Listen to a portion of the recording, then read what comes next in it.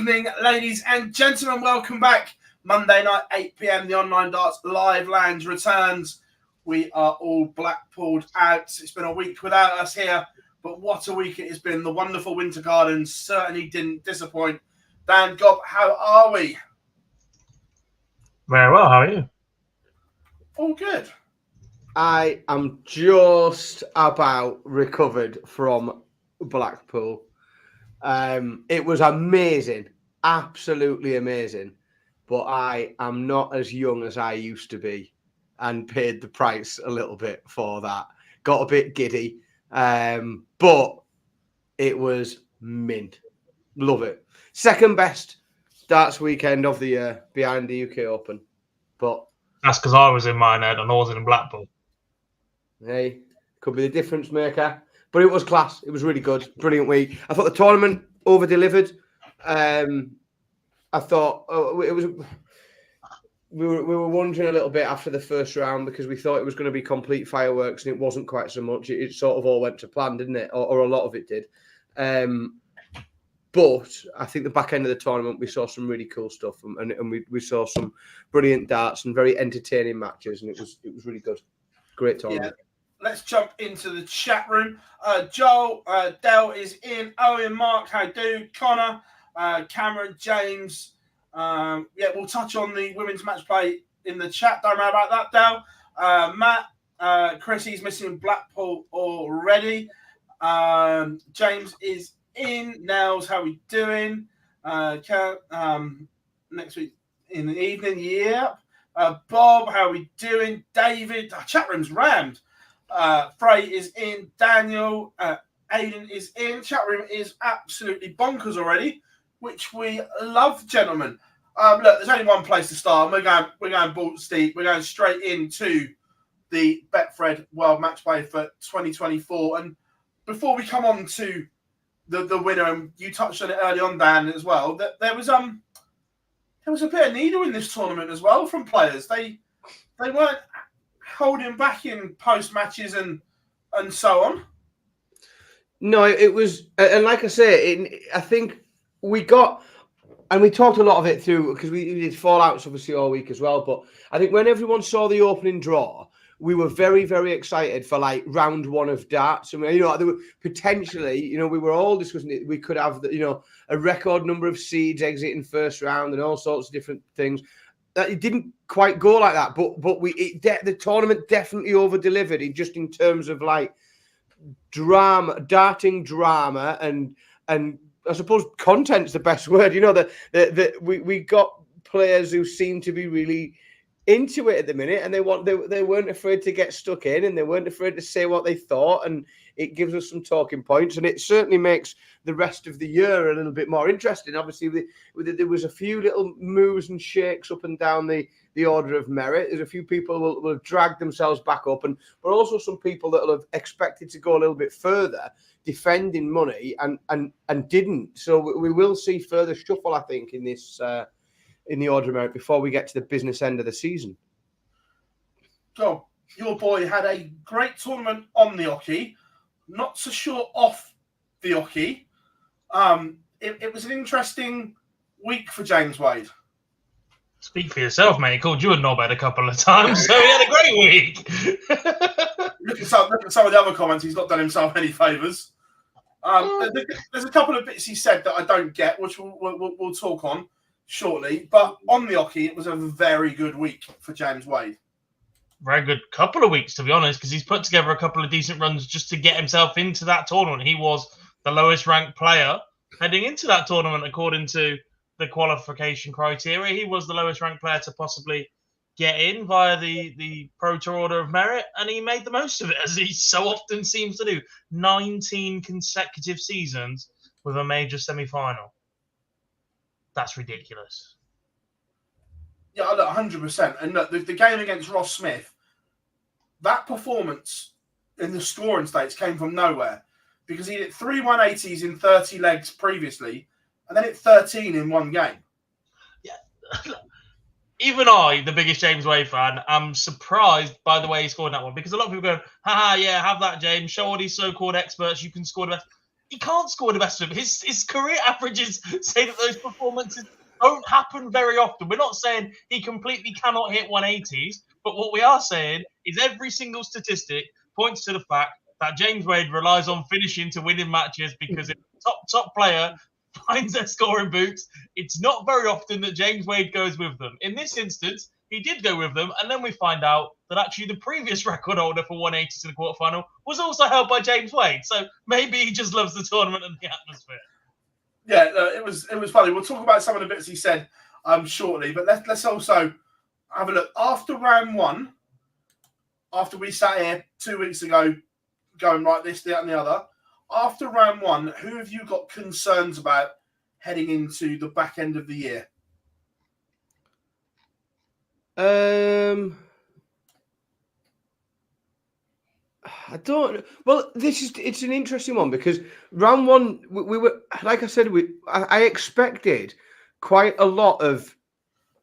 I expected quite a lot of seeds to go out round one. I thought there was some really level games, and the seeds all sort of dug in. Or no, by and large, we lost Dave Chisnell. That was arguably, if you discount Littler and Van Gerwen and say that because you're not going to have that really as a surprise. I appreciate Luke Littler was the favourite going into that game, but you're still not going to really say that's a surprise result. Dave Chisnell was a relatively big surprise, I think. I think Damon Hector as a seed went out in the first round, but I don't think there's any shame going out to Ryan Searle, especially not in the way that he did. Damon Hector did go out in the first round. He was averaging 100 and got beat by Ryan Searle. I don't think that's really much of a concern. So there is many concerns after round one. Gary loses to Michael. Peter Wright maybe is in the conversation. Consistency is getting there. I think he prefers a game where he can control the pace rather than one where Gilding dictates. He likes somebody to be going rat-a-tat the other side of the game so that he can just plough on with him. Chisnell, look, I don't want to sit here and call him unprofessional, but I think if he's in any other slot on any other day, that result is not 10-2. Well, I was going to bring it up, but you've already beat me to it, that not for one instance do I think that obviously what he's been alleged, or people saying, he deliberately threw it for the England game, but it's not a good look for the sport when you've just been battered as the number 7 seed, played horrific, and he was averaging, 71 for the first session of the game. You've been battered, and then within 10 minutes, you're down in the arena with your England shirt on, living it large, shall we say. I don't think it paints the best light for him or the sport. No, I agree. It's not ideal, and it shouldn't have probably happened like that. And look, Ratajski's played decent, but it wasn't a good look, I don't feel. Because when that game started, we were all like, we're never going to see the football. We're never going to see the first half. We'll see it at half time, and then Chisnell throws in an absolute stinker and then is partying like it's 1999. Yeah, he's not played well and been beaten, has it? It's not. He's been absolutely battered 10-2. And it was not. No, it wasn't a good look. And that's. But then, are we concerned about him going forward? Well, probably not. I don't think he's lost that because of his darting form. His action hasn't broken down. It's just his head's up his arse, isn't it? His brain's somewhere else. Yeah. How are we doing, Jar? Hope you are good. Look, there's one that I am concerned about from a form point of view. Is Danny Noppert. At the moment, he is sinking like the Titanic rapidly. Well, he's a modern-day James Wade, isn't he? He's not the biggest scorer, but his clutch finishing in the last 18 months have been what elevated him to top 6 in the world at one point, I think it was. But he is dropping rather quickly at the moment. Yeah, and he's still got over $100,000 to defend this year, upcoming as well. So he's dropped now. He's dropped further down the order of merit. He's dropped 4 places. So he's in ranks number 16th in the world now. And we know that top 16 is very important, that top 16, because especially if you're out of form, because that's what's going to get you into things like the Grand Prix and it's going to affect your seedings when we come into the back end or the important part of the year. Danny Noppert, as I say, he's defending over 100 grand. It's a very reasonable expectation that he falls outside that top 16. And then we've seen it happen to other players. Things just get that bit harder. Those seedings that you normally get and that you become used to, and your qualification into events that maintains your position. Once you drop outside that top 16, everything gets harder. Yeah, look, and there was a couple of standout things. One that I didn't see coming was the Joe Cullen performance. That's the best version of Joe Cullen we've seen all year since the World Championships. Winning 9. Won a game of darts since May. Yeah, it was a long time. We talked about that, didn't we, on the Fallout, and predicting it had been a long time since he'd won a game of darts at all. But I don't know, there was a big drop-off, a big drop, a 10-point drop-off in his average from his opening game to when he met Michael Van Gerwen. And that's a big difference, that. He averaged over 100 against Brendan Dolan, dropped to 91 against Michael Van Gerwen. Well, speaking of Michael Van Gerwen, it was the tie of the first round against Luke Littler, and it delivered as well on all aspects, didn't it? The game itself, everything around it, everything about the game, it was just great to watch. And one big moment for me changed the game when Luke missed 3 darts to go in at 5-all at the second break and went in 6-4 down. That was the complete turning point for me. Yeah, it was the perfect storm, I think, for Michael Van Gerwen in his, we know about his doing the right things at the right time. And when that works for him, it can be quite magical and it allows him to still win lots of darts matches when he's not playing at his very best. And Luke Littler he had the opposite problem because he did the wrong things at the wrong time. And the level at which both of these players played was very similar. They in this game, they managed to reach a very similar level. But Michael Van Gerwen won the important battles in the match that managed to just get him the right breaks to throw and get him far enough in front. Luke played well. He played as good as Michael did, but he just didn't win those important pivotal moments, those little clashes within the match. And as per normal, Gob, when Luke Littler loses, we saw the media meltdown from people that don't follow darts week in, week out. Don't get me started on that. It's too early. It's too early to wind that cog. You saw my tweet earlier, didn't you? Don't know what you're on about. You lying so-and-so. The state of it, the absolute state of the mainstream reporting on this sport is tragic. It's very poor, isn't it? It's very, very poor. I want to swear so much.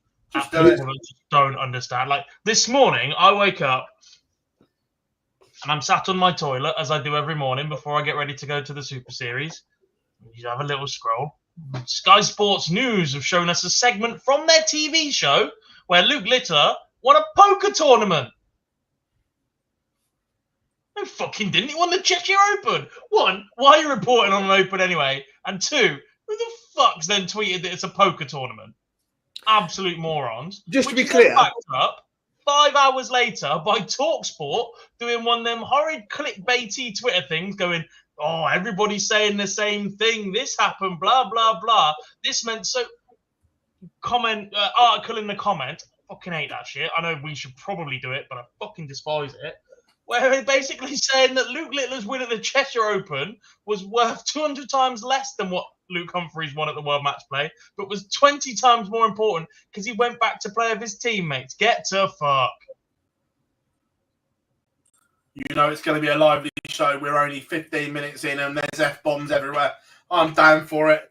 But yeah, look, the general reporting was horrific. That look, I get that Luke has put so many eyes on the sport, and for what we do, we'll forever be grateful for that because it has elevated it. But he's just lost to Michael Van Gerwen.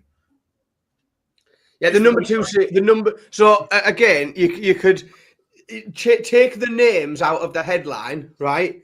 Unseeded player loses to number 2 seed. Yeah. Where's the story? Like what it was like, and again, and plays well. I know unseeded player loses to number 2 seed while averaging 100 on his debut. Like it's fucking in stupid. The second biggest tournament on the calendar. Yeah, it's utterly moronic.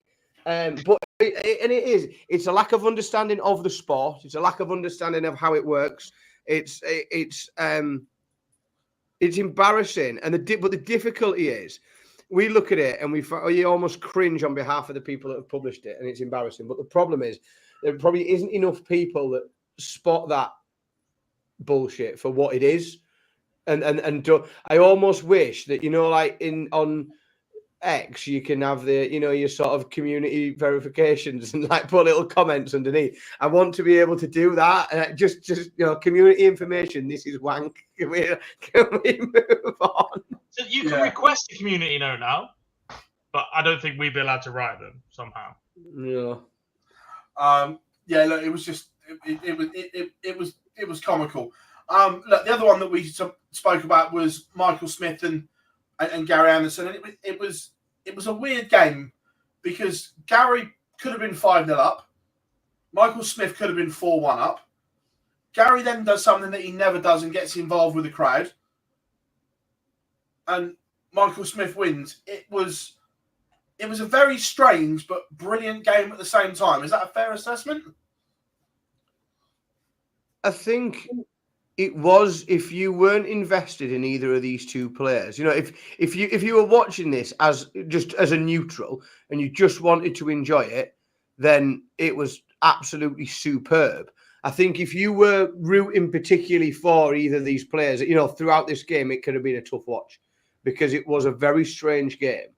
But as a neutral, it was fucking brilliant. And again, this is what you want to see. This is what it's what we hope for from Gary Anderson when he sits outside the top 16, that he can just come in and cause chaos and devilment in those draws as an unseeded player.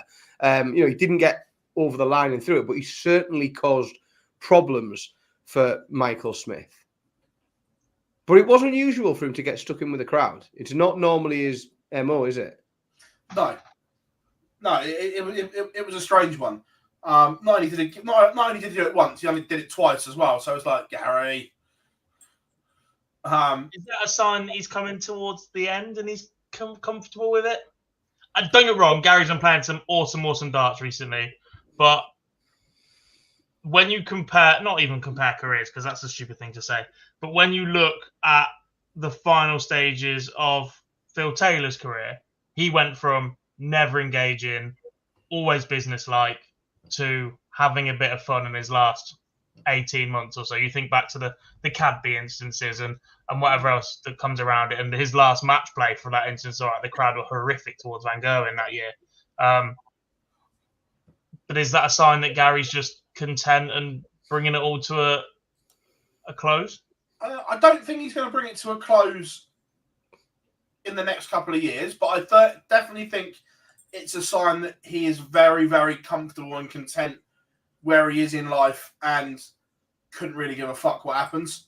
If he wins, he wins. If he loses, he goes. Like, it doesn't matter now. But he stayed in Blackpool. He stays just outside Blackpool. He stayed there for the week.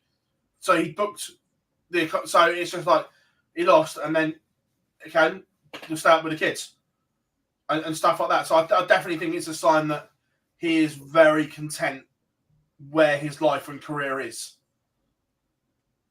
By the way, Chris, I have starred your comment about some of the fancy dress attire. We will address that later on. And one of the other games we spoke about was Dobie and Ed House. Ed House, again, I worried that would the occasion get to him a little bit, and it wasn't the eye-catching Richie that we'd seen on the Euro Tour. It wasn't, but I think it would be unfair to really judge him too harshly on that. I think he's had a brilliant year. A lot of it has just been consolidating some of those, qualifications. He's been very consistent in qualifying, which essentially is a floor tournament. Is the qualification. That's what he's done more consistent than anybody else. I think he was the only player that qualified for 4 in a row under the new format. And it is essentially a glorified floor tournament. I didn't expect him to win, primarily because I thought Chris Dobey would have far too much for him on that stage. But I thought Richie gave a good account for himself, and I think we'll only be better off for having made his debut at the match. I certainly don't think that losing in the first round will have had any real negative effect. I think it was a decent game. Dobey beat him. And I think Richie, hopefully will just take the positives from the fact that he went there, B, the experience of going, because he is likely to be playing at more televised events like that if he continues the form that he's being played. Certainly if he keeps qualifying and coming through the Euro Tour events, because he will just make it up into that, certainly for things like the Grand Prix and stuff. So I just think I think it's a positive, and hopefully that's the way he's processed it all as well. And if he's learned one thing, it's that if your signature look is long sleeves in the hottest stage in the world, oh don't mate, do it. You do not understand how good that air conditioning is in there. It's unreal. The difference in that room since the air conditioning's been added is just what I do, just blast it in between sessions, and then the minute the players back out, whack it off. Don't know. See, I was sat. We were at table A, and we seemed to get a pretty consistent. I think it was on all the time. I think they'd worked it, so I think it didn't just worked around. Yeah, I think it's quite directional, isn't it? So I assume they just keep it off the stage, but you get a lot of passive movement. You get a lot of air movement around the place that should keep it circulating. But it was, and I can see others like Chris has noted as well in there. Like it was much cooler than any previous year I've been in there. Much cooler. And it was hot outside. Certainly the Friday, it was bloody boiling. So muggy last week. Yeah, 100%. So yeah, that's the movers and shakers from round one. But as we progress into the match play, obviously the stakes go up, and we have to have a word for Nathan Aspinall, because he came through his first round tie, ultimately lost to James Wade, and when he spoke to us after his round one game, you could see the pain he was in, and that the arm effectively just gave up on him in the weight game. That fingers crossed he can go away and get that sorted ASAP, because he looked in absolute agony at times on that stage. He did. But it was when James broke him at 9-8 that it really unravelled. You can look at how much he was holding it together at that point. Because the moments that followed afterwards, dreadful. It looked like it was in a really good contest. At one point, he even looked like he had James Wade, right, in that game. But the moment that Wade is then back in the game, look at the difference. The arms ropey. Like, all the battle had gone in Nathan Aspinall at that point. Yeah, I think that he was emotionally trying that hard to keep it all together, that once the bandage had so broken, there was no getting it back because of everything that he put into the round one game, and then getting himself ready for round two. Because I don't know if you noticed on camera, but round one he had it strapped and taped. That's what I was going to say. Round two, he said he went, I can't do it again. He said, I can't strap. He was just like, look, it is what it is now. That's what I was going to say next. Round one, he did it all strapped and taped up, didn't he? And then he abandoned that going into the second game. And it was not interesting, but I was intrigued to see, the difference that whether that strapping would or wouldn't have made. Now there was a considerable drop in averages between the first game and the second game. I don't think that's a surprise, knowing that he was, regardless of whether he strapped it up or not, the fact that he was injured. But I just think it's a shame. He's obviously tried very valiantly to go and mount a spirited defence of his title. But I think it's not the way any defending champion wants to go out, because it's one thing turning up and just having your ass handed to you and having a shitty game and playing badly, because it happens to everybody, and there's loads of them turn up and they're not at it, and if you're not at it at this level, you go out. But that isn't really what happened, or he won't feel that that's what's happened to him. He'll feel like he's been robbed of the possibility, of the chance to properly defend his title. Very unusual in terms of how wide this tournament was, or whether it was just a very strange tournament last year, because we did lose that afternoon. We lost both of last year's finalists within an hour of each other in the second round. So both of the finalists from last year didn't make it past the second round stage, and they went within an hour. So we were. It shows that either last year was a bit of an anomaly, or there's certainly some changes taken place in the darting world in the last 12 months. Yeah, no, it was a really interesting one, and it was interesting Nathan saying that basically he knew he went there, he couldn't defend the title, because the longer the format goes is that he knew he couldn't, and he was just hanging on for. But look, we wish Nathan all the best in his recovery, and the plan is the Grand Prix. I don't think we'll see him before then. By the treatment plan that he told us all. So fingers crossed he will be back in Leicester, is the plan for that one. But yeah, look, it's interesting. Whilst you're talking on that Dimitri Vandenbergh had a mixed tournament in terms of everything. Played exceptionally well on the board. 9 data. However, the games were back. The slowing up was evident. Tried it against Luke, didn't get anywhere in the middle section because Luke blew him away. But he is splitting opinion right now, Dimitri Vandenbergh, with the iPod going on in between sessions and so on. It's a tough one, because Dimitri obviously has so much ability, but are the fans ever going to get behind this version of him? Oh, there was a few fans getting behind him in Trilogy, I think, with his fairly well put. And I can say that because of how well viewed his dance moves have been. I don't know what he was down, 50 Cent, I think, was he not, dancing to... but, yeah.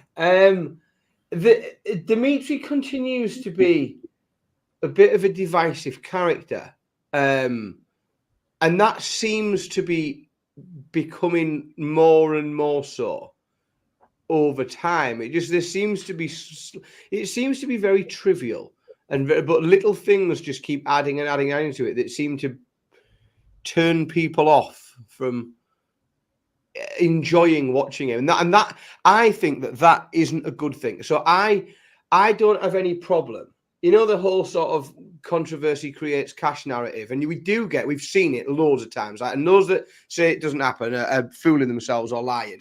Is that we have seen dart players adopt, let's say, particular personas, almost like a character, in order to make themselves more commercially viable and monetize different things, and to get the fans more involved. And we know that that's happened. That isn't what's going on with Dimitri. He's not sort of looking to play a bit of a bad guy and play the crowd a little bit. It just seems that some of his behaviors seem to irk people and fuck them off a little bit. And that I don't think isn't the controversy that creates cash. It just creates like people grumbling and moaning. It's interesting to see where he heads with it and where it heads from there, because this is a player who arguably, and like everyone has a different opinion on it, arguably is going to be said to be in the mix of a shout with the Premier League, because of he's carrying a UK Open win. He's carrying a major TV title in this calendar year. We know that the PDC considers him to be, commercially attractive. They know that they see him as a feature. They like him dancing on stage. But is this putting that opportunity at risk? The fact that he is becoming divisive and fans aren't seemingly enamored with watching him, and that's the challenge. Sometimes it's perfectly good for people not to like you if they tune in to watch you lose. Like, that's what, like, how many times have we seen boxers play that? Like, we're hundreds of boxers we've seen play that card, and we've seen darts players do it as well. Like, they can hate me all they want, but they're buying tickets and I'm getting paid off this. And my sponsors know that this many people are going to see me in this, and I'm going to play in the Premier League and everything else. I don't think that's what's happening. You know, I think the worry is that Dimitri doesn't become a player that people want to see lose. There are worries that he becomes a player that people just don't want to see.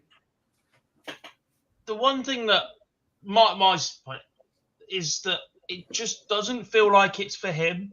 It feels like he's doing it for the benefit of how he expects people think he should act. As weird a concept as that is, because he was that young up-and-coming star and he carried himself the right way and he interviews in a really nice way, it's almost as if I have to be this always in control person on the hockey, etc. Look how mature I am. For the pundit's point of view, for the audience, for the commentator's point of view, for somebody to talk about how mature Dimitri is. And it just doesn't feel like it's natural. Look at some of the reactions when he just can't resist and he lets them out. That's the true Dimitri. That's the side that people want to see. They want to see your character on the hockey as a sports person. That's all you ever are. We don't want robots. We never want robots. We want to see your personality coming out in the way that you do something. Sport is entertainment at its core. And that's what we want to see from Dimitri. And it just doesn't feel like it's for Dimitri's benefit. But we are now at this point where actually, I thought he tried it more against Schindler. Johnny, I think, it felt like Johnny was beaten before he even went on stage, if I'm being honest, against Dimitri because of that thought process. And then it felt like Humphries expected a slowdown a lot more than he got early on. And when it didn't quite materialise that way, Luke was a bit like, well, hang on a minute, what's going on? Why is he playing at a steady rhythm and a decent pace? And Luke was like ready for a scrap to get himself motivated to get angry a little bit at it as a way of combating the slowdown in the early stages of the game. And it never really came. And Luke's like, well, now what do I do? Like, he needs that spark to get angry. And if that wasn't happening early on, there's nothing for him to be angry about. He's just got to play darts. Yeah. No, I don't disagree. It's an interesting one. Chat room, how we all doing? There's some great questions in there. We'll come back to some of these in a minute. Don't you worry about that. But as we then go into the longer format of the tournament, were we surprised to see MVG playing to the level he did? Because there was no real drop-off. It was consistent performances from him. Yes, we had the one nearly 102 in round one, but after that, it was consistent. There wasn't a drop. Do we think that maybe MVG is starting to work this out again?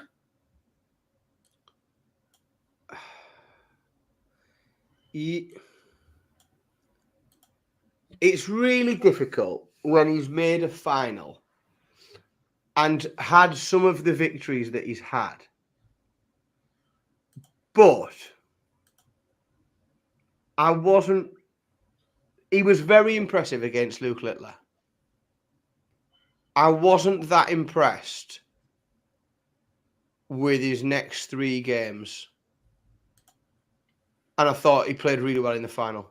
But I thought he did enough to comfortably beat Andrew Gilton while Gilton had an average in the 80s. I think he got past Joe Cullen, who massively underperformed. And I think Michael Smith will spend months asking himself how the hell he got beat 17-13. Because Michael Smith had a complete stinker as well in that game. I think he's been quite fortunate through the draw and the level at which his opponents have been at when he's met them.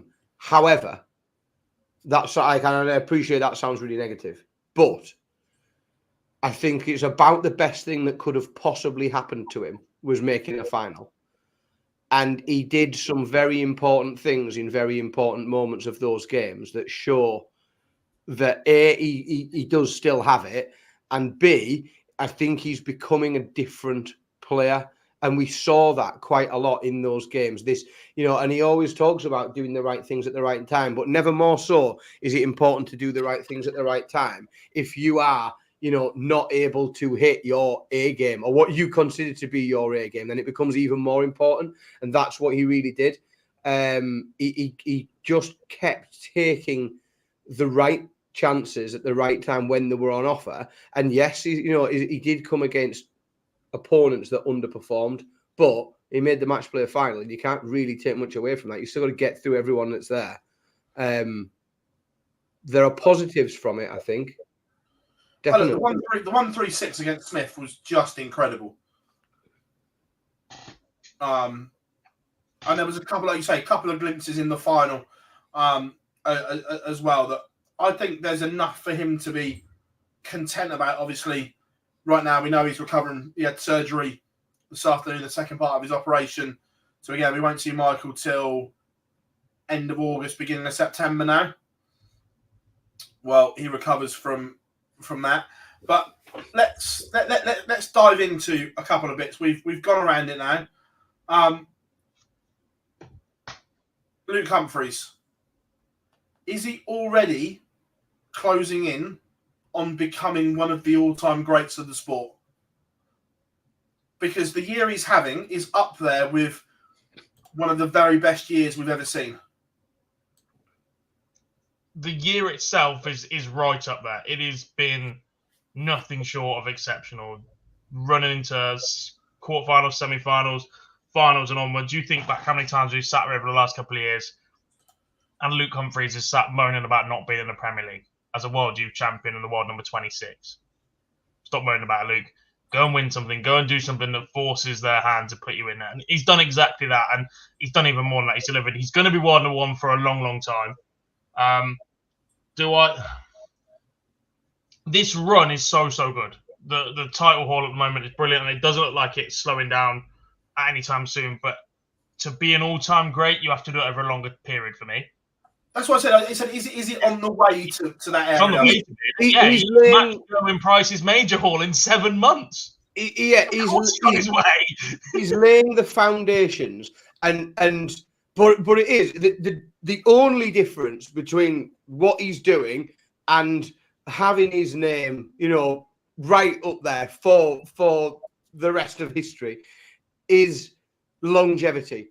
Because the run that he's done, he's done. It's relentless at the minute that if he enters a major, he either wins it or gets to the final. Relentless. Unless he can do that over a period of time, unless he can become a multiple-time world champion and a multiple-time match play winner, then you will always be able to put other people above him in that. Because you will always look at how many world titles, how many times has somebody been a world champion? How many times have they won the match play? How many TV majors have they won? And at the minute, you couldn't list it because there's just other people that have done things. They've sustained it more. People have gone back to back, or people haven't won it for a period of time, then come back and won it again, and they've just shown that over a longer period. But you can't argue that at the minute he is supremely dominant in the sport, and he will be the world number one for a very long time. At least 18 months. No one's getting near him for at least 18 months. But also, he would have annoyed Gob and Jar in one of his comments.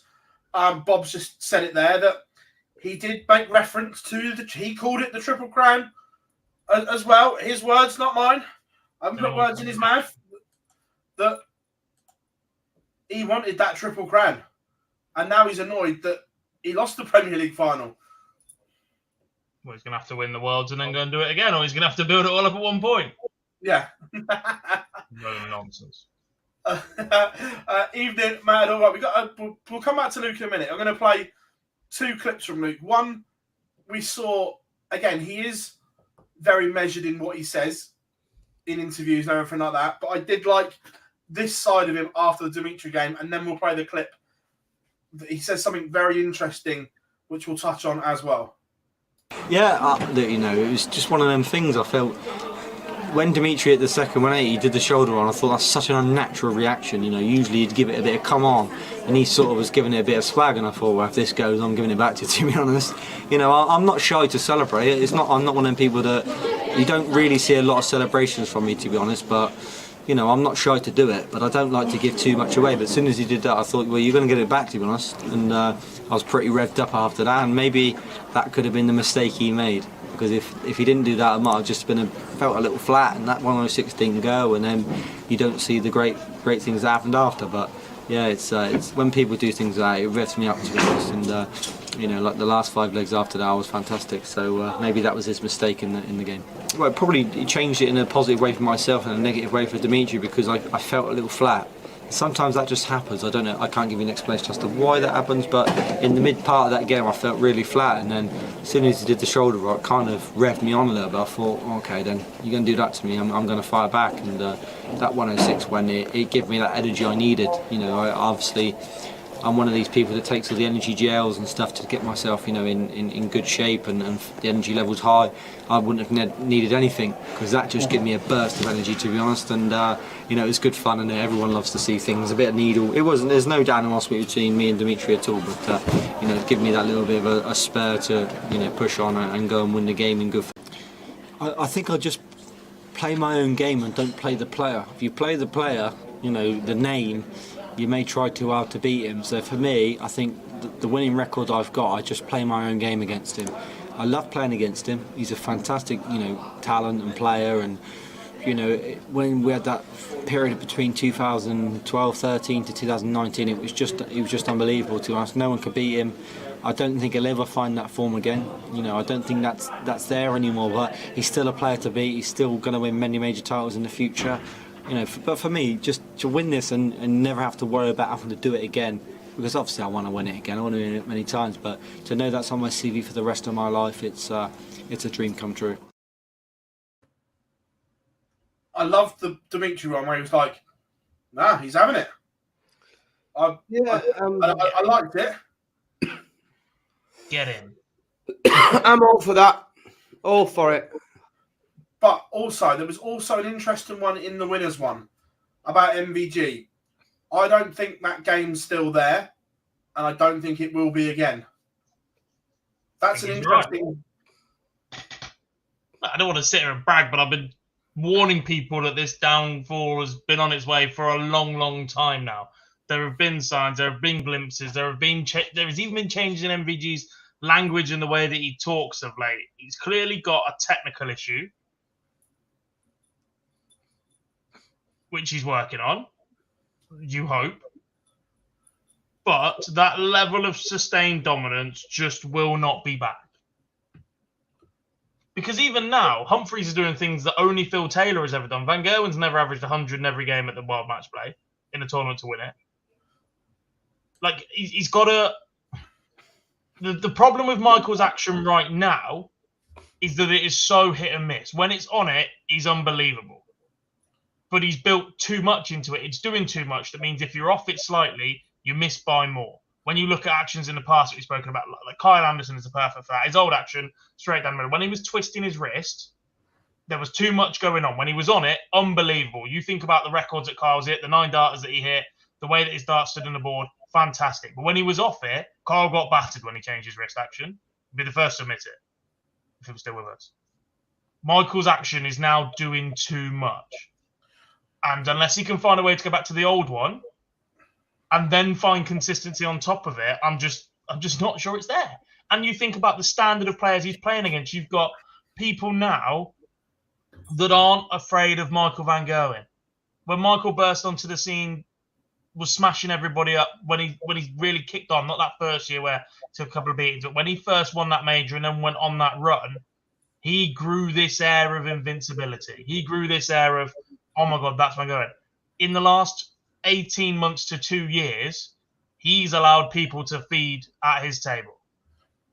He's lost to players that he would never lose to. He's opened up matches in ways that he would never lose to. When he went on that run on the Euro Tour where he was like 23 last leg decided matches wins in a row, people went into a last leg and went, "Oh God, it's Michael Van Gerwen on the Orator. I'm in trouble," because everybody knew about the record. Now, none of those things exist.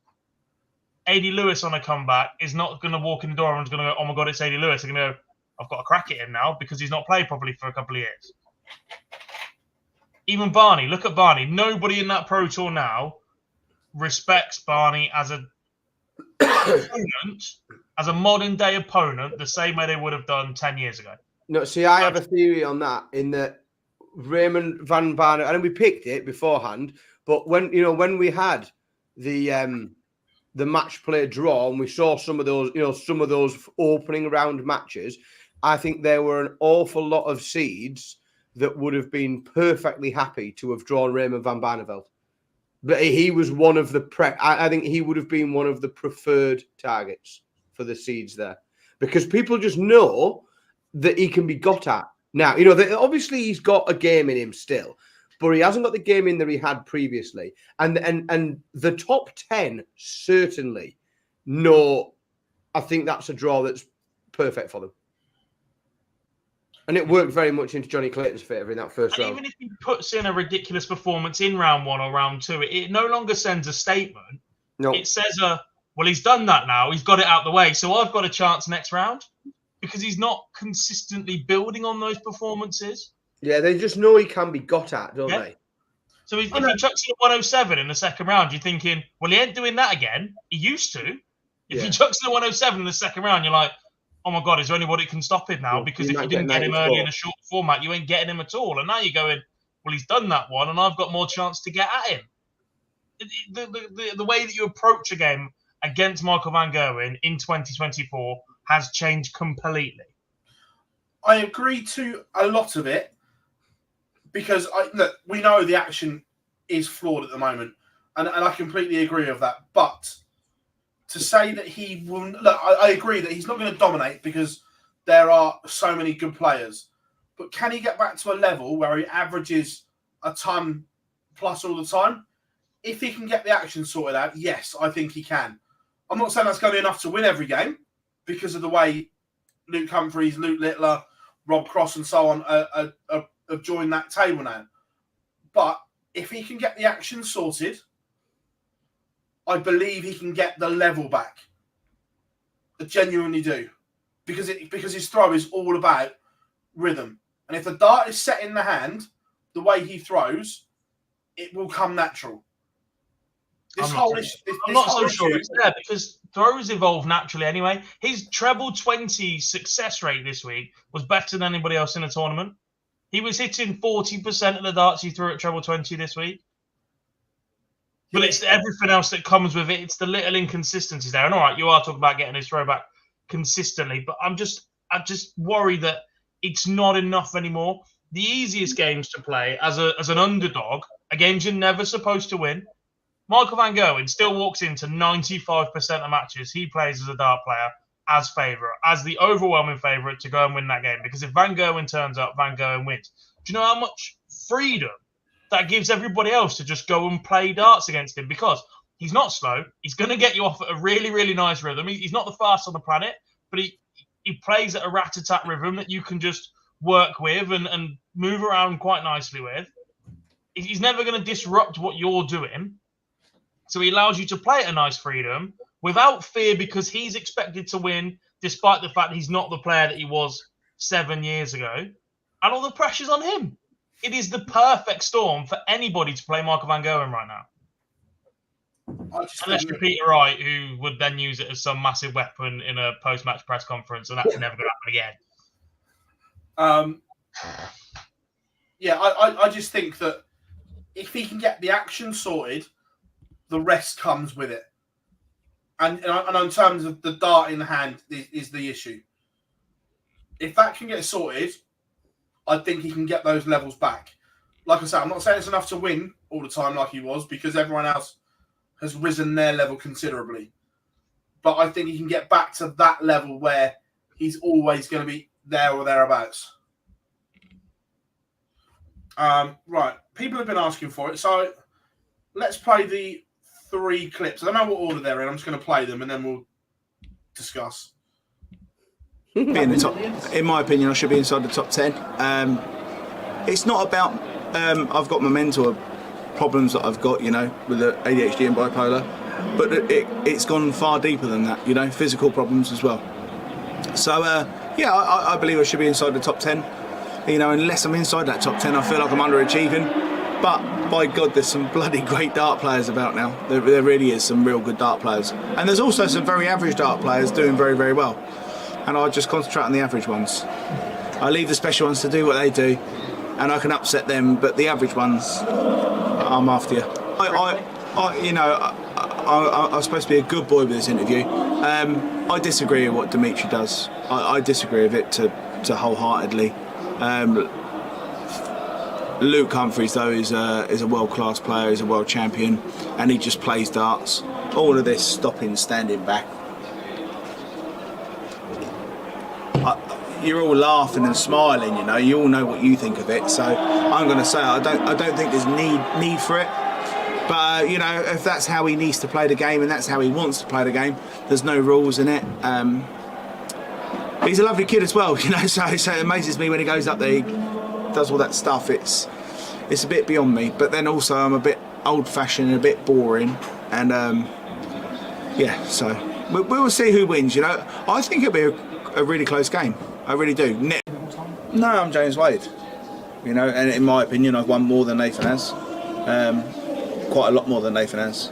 He's a great player, but let's be honest. If I turn up, I win. And I was really lucky. I turned up in the way I did, and I was very fortunate. But I'm a little bit what's the word? Frustrated that I get overlooked. And it's like I'm overcompensating for it. But I'm James Wade. I'm all right myself. Not bad. There's obviously, like you mentioned there, obviously with the Luke Littler era of darts coming in. Phenomenal player. Like you said, there's probably a good 60-70% of people that might be watching tonight that don't know the history of James. Perfect. Do you have a message for those guys at all? Like, do you see a competition? Can I bore them all? I've won more than every other dart player apart from Phil Taylor and Michael Van Gerwen. There you go. That's my message. But I don't need it to be a message. If the press or TV or the PDC don't want to, I'm not saying they don't want to, because that's disrespectful to everyone around me. But maybe I should be. Maybe I could have been celebrated a little bit different, but I'm not been, because I haven't done myself any favours. I still believe I'm good enough to be in the top 10. And I haven't been doing enough. We'll see where I am in 24 months' time. I love people that are critics, and I love people. In darts, there's categories, and there's this big ball of darts and players that are. I've got to be careful how I word this. There's a safe haven of a whole round of players, and I'm not in that haven. I need to earn my right to be along my own self in that haven. Things and darts go in hand with people that are doing. It's a hard thing to explain without being personal, because I'm not being personal. Basically, there's a group of players that are looked after very, very well, and they are invited and they have the invitation, whereas a lot of other players haven't got that. And you need to just grow on that, and you need to do what you need to do. He was the gift that just kept on giving, wasn't he, at the match play? It's aged me, listen. It's aged me, that. The hangover I thought I'd finally shook seems to have returned. God, it's difficult to know where to start, isn't it? Again, I make no secret of the fact I quite like James Wade. I'm not. I think he is I think he's a fantastic dart player, and has been for many, many years. I do think his best years are behind him. Like happens to lots of sportsmen. Like that is just the way things go. But I am a very big fan of him. One of the best pieces of sports media content I've sort of consumed in the last couple of years, and I don't like to promote other people's platforms, but Simon Jordan did a podcast with James Wade a few months, quite a while ago now. But it was excellent, and it was fascinating to understand a lot more about James Wade, and sort of I feel like I'm saying James Wade a lot like him now. I keep using the and I found it fascinating, but I think some of his views are interesting, and they can probably be held only by himself. And me. If that's what he needs, and if that's the way he needs to approach things to motivate himself to come through a tournament and play like he did, fine. Because he played very well. He played some very entertaining darts, and he did a great job of creating content through the tournament. But I think, give him his dues. He has won an awful lot of stuff. He's won 2 things in 12 years, which is a long time. 12 years is a long time, and he's only lifted 2 trophies in 12 years. So it is reasonable that those who are newer to the sport, and what he needs to remember as well is there are far more people who are new to darts at the minute than there has been in the last 12 years. Like there are far more people who are new to darts in the last 18 months than there has been coming new to darts in the last 10 years previous to that. So there are more people ever new to darts, which means there are more darts watching and darts fans who don't have any memory really of him winning a lot. Doesn't mean it didn't happen. It's just that they weren't darts fans at the time. And James was really good at, talking about the positive things that have happened to darts since Luke Littler was, the Luke Littler effect and the more penny. And he knows he's not silly. Like he knows that puts bread on everybody's table when that's going on. And the more people that come and view it. So I think he does need to understand that those people are, they don't have, there are people who have never watched darts before, and they will probably struggle to, pull out the fact that he won the Champions League in 2010. Like they haven't got that point of reference. If he feels the need to tell everybody, fine.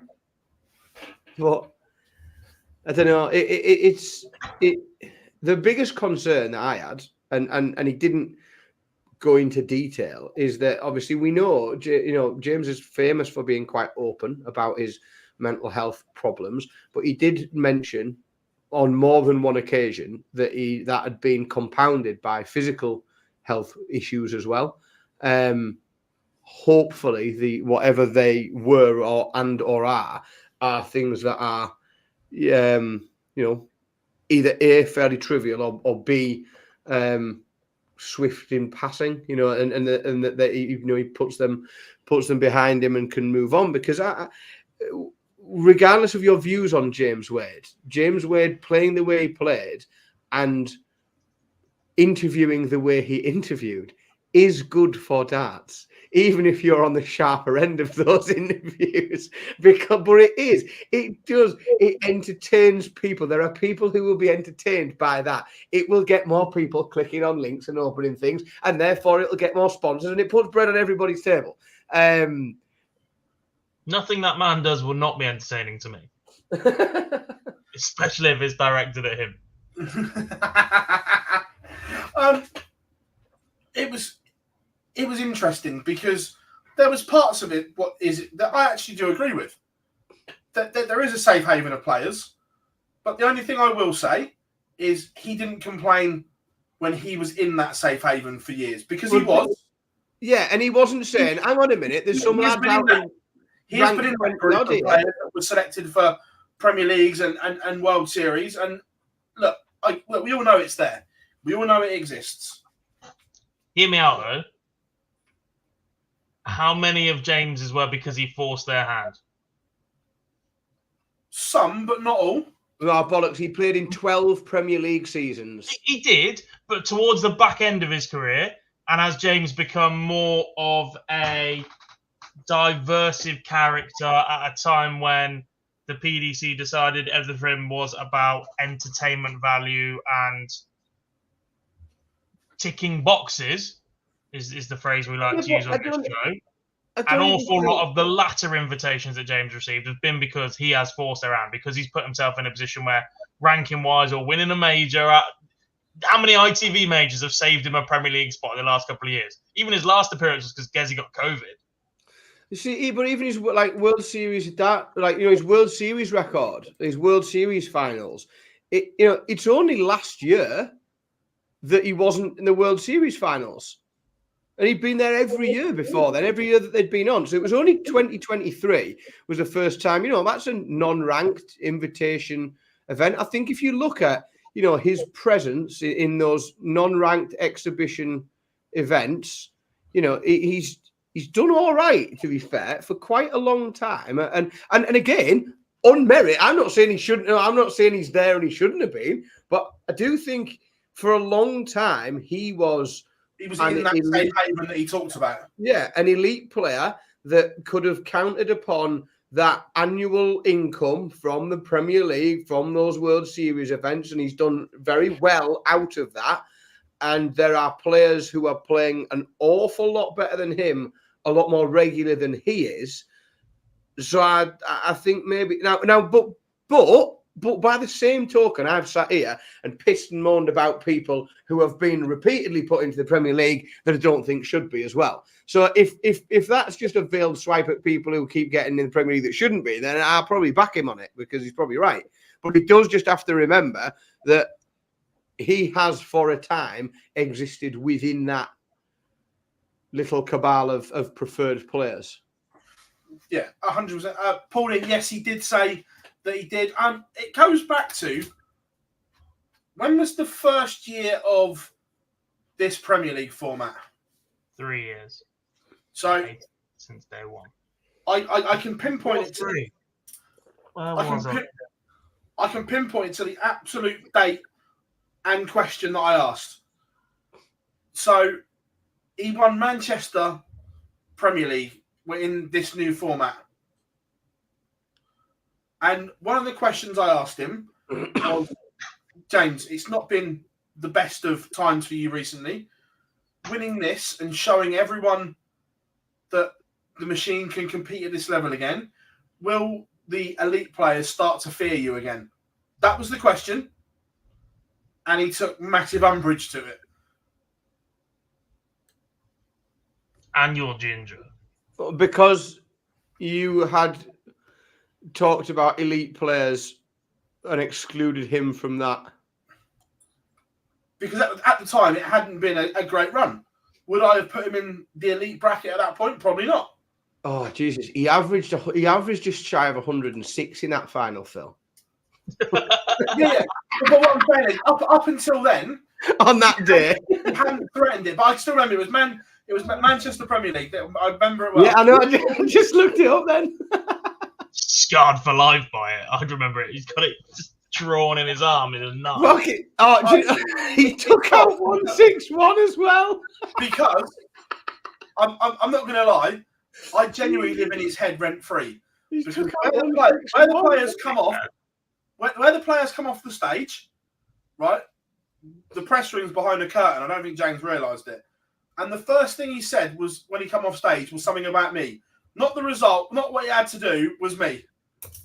Well, I'll tell you what, Phil. Like, to be fair, he lost in the opening game for 5 nights on the spin.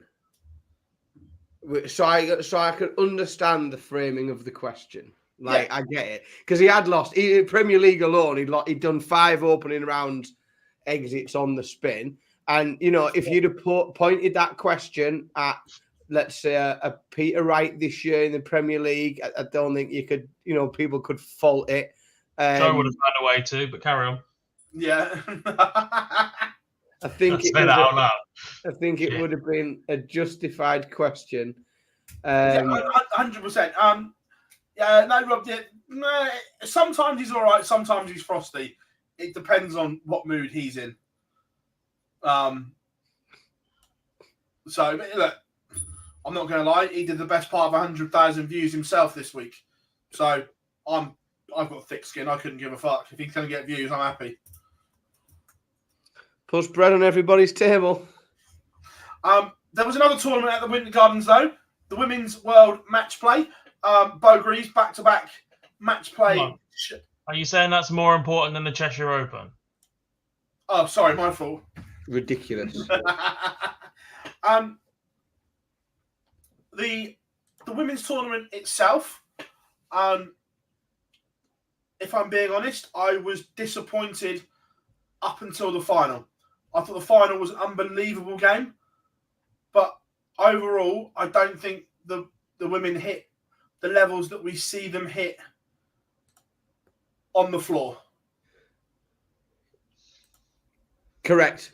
And that can't you? I mean, you can't argue with that because the numbers tell it. You know, the averages were just not there, and there'll be some players that will be very disappointed in what they've managed to produce. I understand it's a new environment to some of them, and I think 2/3 of them have underperformed.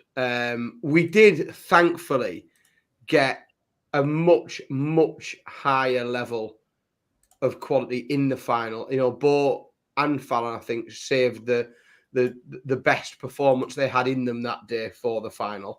But I do agree that the earlier rounds they lacked that. It's a shame because it should have been a real advertisement and flagship for the quality, because we know what the quality is on that tour, and we know how deep that quality goes as well, and the levels that we see on the women's tour events are far better than what we got on the stage. And I appreciate there's probably a number of factors involved, but it underwhelmed a little bit, I'm afraid. Do we think the format plays into that? Because it is so short, they're all super anxious and nervous, worried about making a mistake because you haven't got time to get back into the game. Not really, because that's the format they play on the floor. It's a longer format than we see for most WDF or BDO events in the early rounds. It's the same format that some of them, not all of them, played in at the Super Series recently when we had the Women's Week, and then we've seen the likes of Noah Lynn and Makuru play there without being involved in the Women's Week. So no, I think they're all relatively used to that format at that point. You can put it down to perhaps the time of day, being on a stage, nerves, and I think in 2 of the games they're being a clear favourite at least. Yeah, no, 2 of it, I agree. I think certainly Beau over Katie and Fallon over Anastasia. Yeah. I think if you look at their numbers as a whole, I genuinely don't think they'll be far off their seasonal averages. If you go back and look at the women's series, the only one you could possibly say is lower than that is Sherrick v Ashton, and arguably that was the best game of the tournament because it had those misses grouped together. It creates drama, it creates tension and a bit of fun, and you're going, actually, you don't need to average 100 for a good game because this is brilliant. We love watching the misses. We love watching everything get involved around it. We love watching what it's doing to the players and the inner turmoil that they're having and their reactions to behind each other, etc. There's an argument that despite that being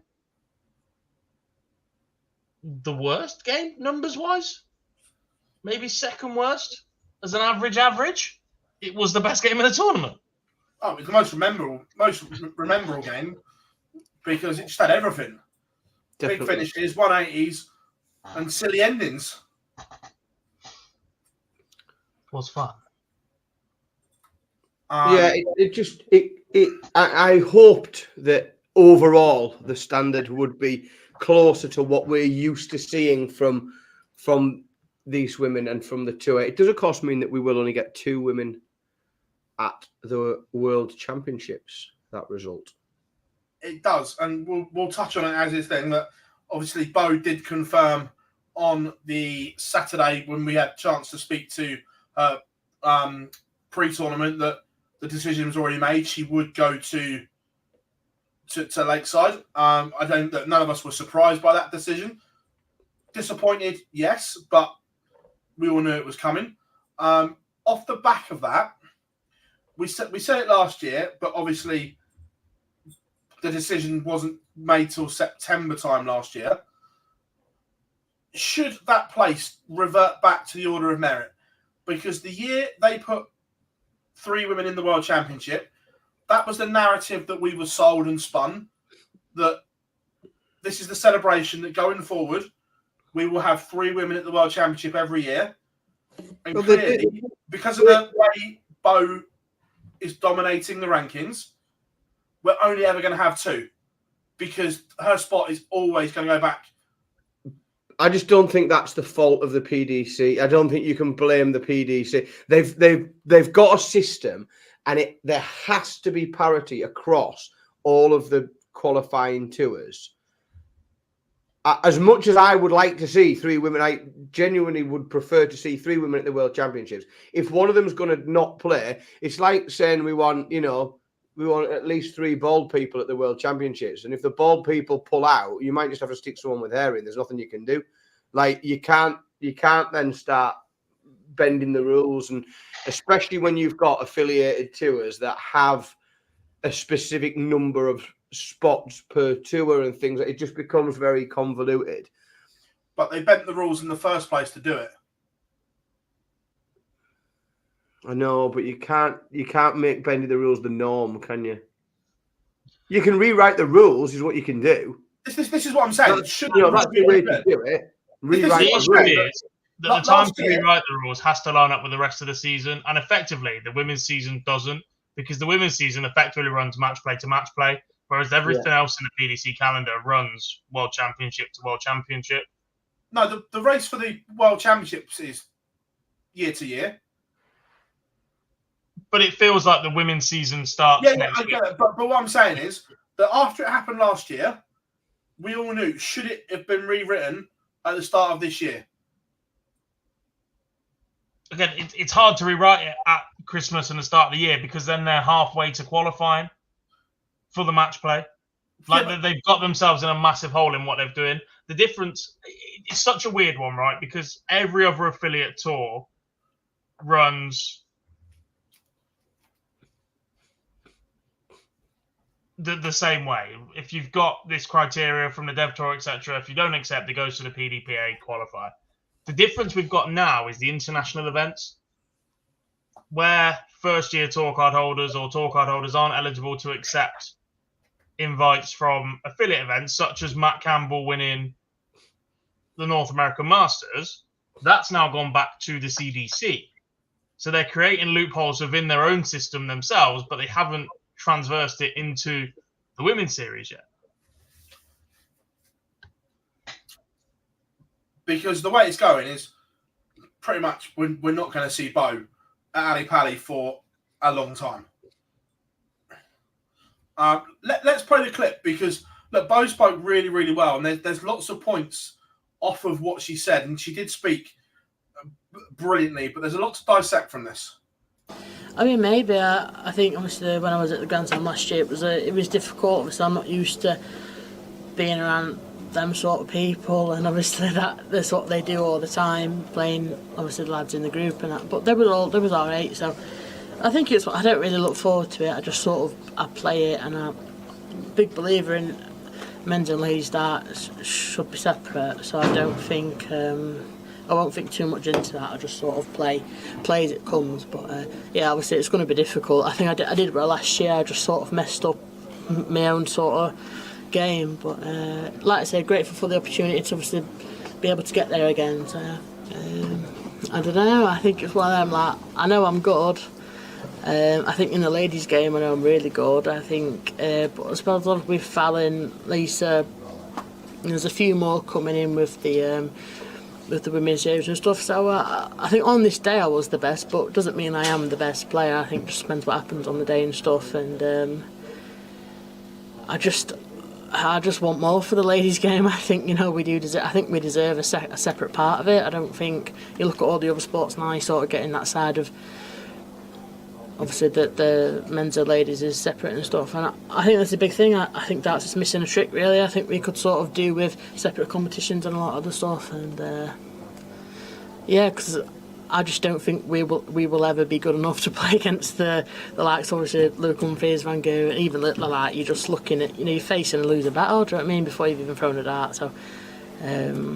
Just want a bit more out of that side of it. I think for me, it's the women's game. I don't think any lady will ever go to Ali Pali and win that. I think you are literally just being silly if you think that's possible. I think they do the women's series separate, obviously.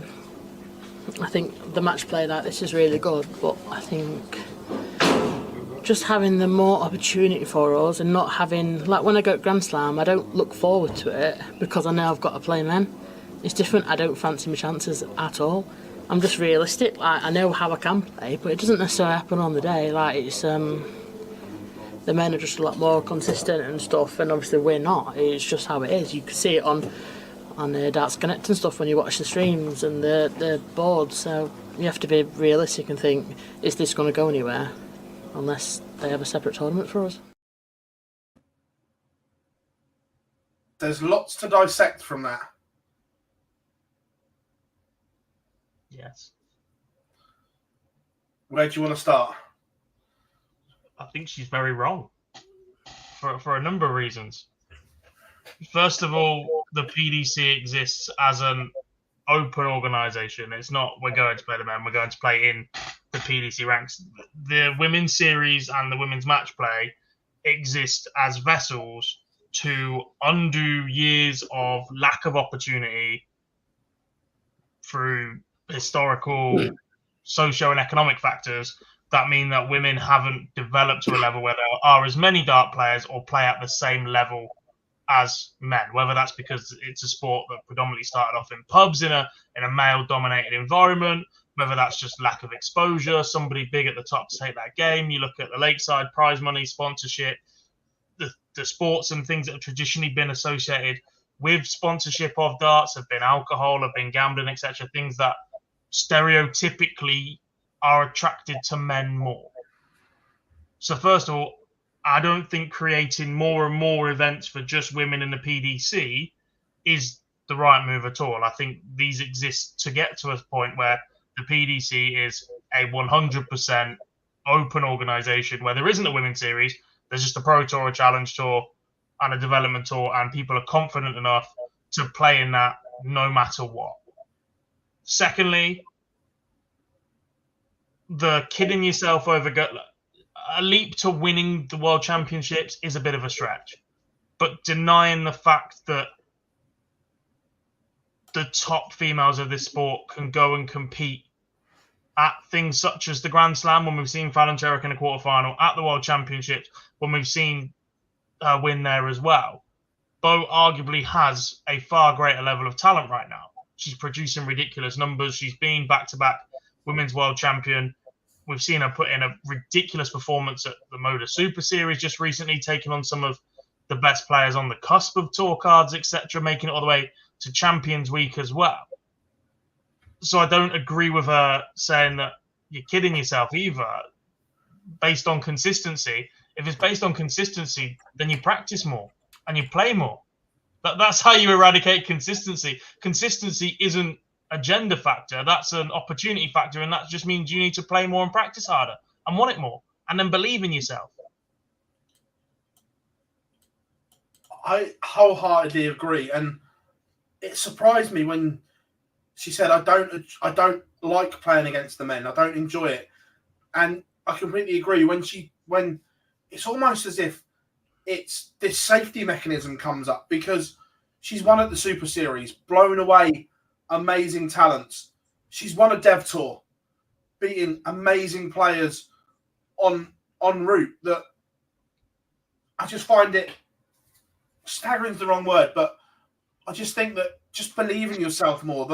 That game is there to go and do great things, but almost not just with Beau. I'd say it to anyone, but you've got to believe it yourself as well. Do you know what I mean?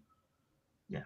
That you look at it, and you made a good point, God, that Fallon got to the quarterfinals of the Grand Slam of darts, the final of the Nordic Darts Masters. I know everyone will say, "Oh, guess he pulled out."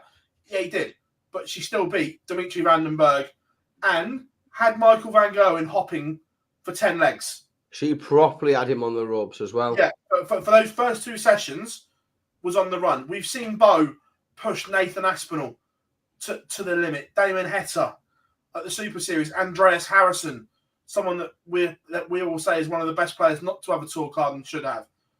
So, this thing of the women can't compete, I just disagree with. And like you, I think it's the lack of development in their game that just needs, as the women's game as a whole, it's been neglected for 20 to 30 years. It has so much time to catch up. And that's the important, that's the important thing, is it has been neglected for such a long period of time that it is naive to expect that these things will change dramatically in 18 months, 2 years. Even with the amount of focus that's put on it now, which is more than ever before, there are cases to say that it's still not enough, and there are other cases to say, well, and it's common sense to say that it will take time. Nobody likes the fact that it will take time. Everybody wants the women's game to develop as much as possible, as fast as possible. But these things do take time. It can't be done overnight. I've got no problem whatsoever of the PDC adding additional women's events, because I just think it can only be good for the women's game. The more people that are able to commit more time to playing darts, then the more the level will rise in women's darts. Unfortunately, the way the world works is you can only commit more time to playing darts if that becomes more lucrative or you are financially able to do it. Because most normal people have to hold down a full-time job in order just to tick over. So if you want to then spend X amount a week traveling to events, getting more match practice and competition practice, and giving yourself more opportunities to earn money from darts, and therefore or play more events and do more exhibitions to earn money, then you've got to be able to commit. So I think more events and more lucrative events where women can earn opportunities, brilliant. I think it would be salient for the PDC to look for specific sponsors for women's events, to sell packages of sponsorship for women's events outside or in addition to that of the men's, that we see in other sports. We see in other sports a men's event sponsored by this sponsor and a women's event sponsored by another sponsor. And then it gives potentially the players opportunities to, with that sponsor, to earn more money as well. I'm absolutely not against. In fact, I'm 100% behind more women's events. But I think it's naive, firstly, to think that the women's game there can't be women that can compete alongside the very best in the world at darts, because I think that it would be foolish to make such a statement, because it's not. I don't think it's right. But I also think that isn't going to happen overnight. You're not going to be able to develop that pool of talent, because again, it's diamonds in rough sometimes. And you have over 100 tour card holders, and you've got to have over 100 tour card holders. Now, however many it is play on the Dev Tour, and however many play on the Challenge Tour, and you have that full youth system in order to find and shine up and polish like a Luke Humphries. And then you've got that raw talent, and this whole structure around, has allowed him to develop into what he is now. Now, there are lots of other ways for the women's game to develop, but it hasn't got that structure and that infrastructure, because you need hundreds of players to find one of them that's that naturally good. We do, but that has to start at youth level. Like there needs to be a 100% balance. it does. Right? It has to start in academies. If we stack women's majors, then we get to a point where there are more and more players out there who join the game, get to a steady level, but then take on the opinion that Beau's just taken and that they're very happy just playing women's darts. For me, the ultimate aim has to be to get to a point where this sport is 100% open.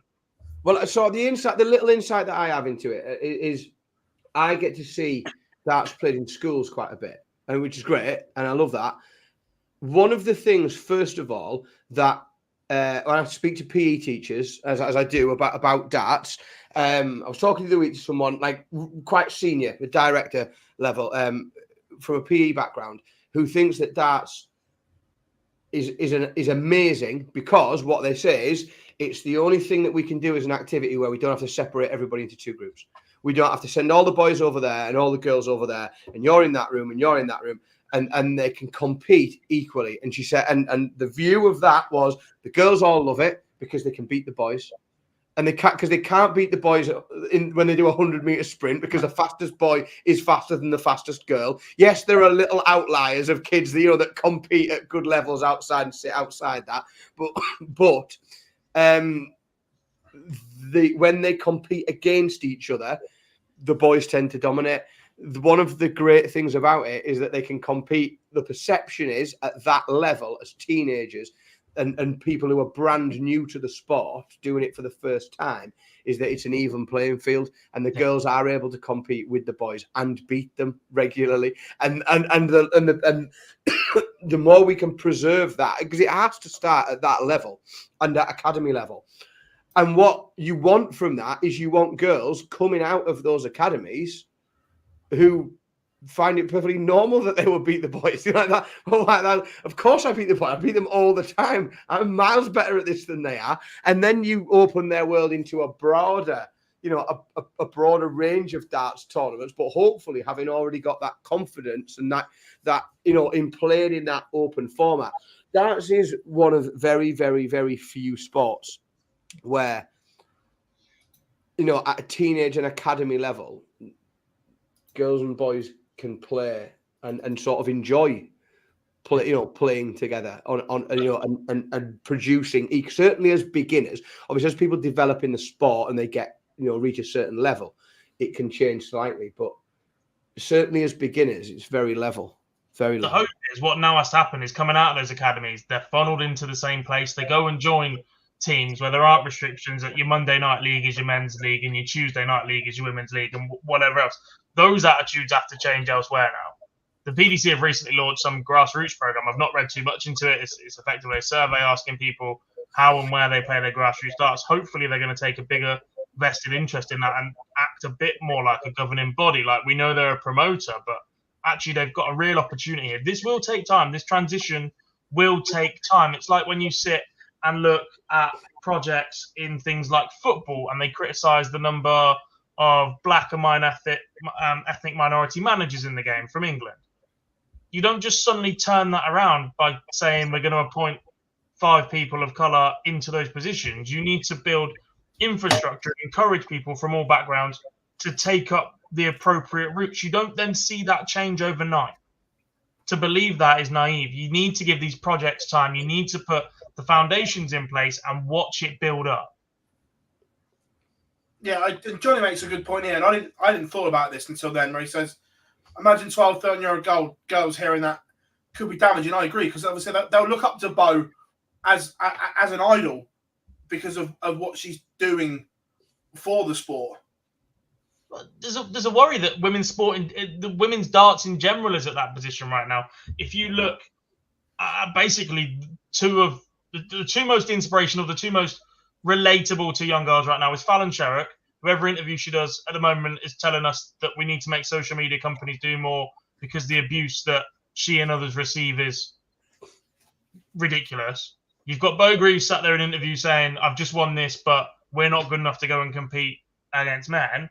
And then you go onto social media in any other way, or the only other dart player you've seen on TV outside of the Women's World Matchplay in any sort of guys in the last 6 months has been Dieter Hedman on TV on GB News. it's quite a worrying time that those three are the three standout from media opportunities that you will have seen on TV of late. And at the minute, they're telling you there's a massive row about people who identify as trans and gender and sex within women's darts, that it's not nice being at the top of the game if you've got a Twitter or an Instagram account, and that you aren't good enough to go and win anything.